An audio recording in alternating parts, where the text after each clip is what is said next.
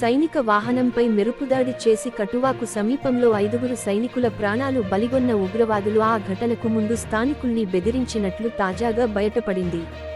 కనతకు తుపాకీ గురిపెట్టి తమ కోసం భోజనం తయారు చేయించుకున్నారని కొందరు తెలిపారు.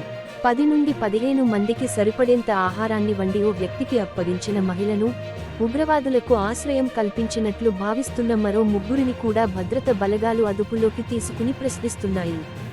జూలై 8న దాడికి పాల్పడిన సమయంలో ఉగ్రవాదులు బాడీ కెమెరాలు ధరించినట్లు తెలిసింది.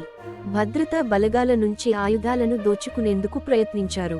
దీనిని మన సైనికులు తిప్పికొట్టారు. గాయపడినా సరే వారికి మాత్రం ఆయుధాలను ఇవ్వలేదు.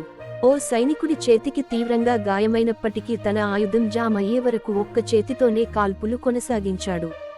తమ కళ్ళెదురుగానే 5గురు సహచర సైనికులు ప్రాణాలు కోల్పోవడంతో తీవ్ర ఒత్తిడిలో ఉన్న జవాన్లు మరింత ప్రాణనష్టం జరగకుండా నిరోధించడానికి వీరోచితంగా పోరాడారు. ఆయుధాలను తీవ్రవాదులు ఎత్తుకుపోకుండా ఉండేందుకు తీవ్రంగా ప్రతిఘటించారు. ఉగ్రవాదులకు, జవాన్లకు మధ్య 2 గంటలకు పైగా కాల్పులు జరిగాయి.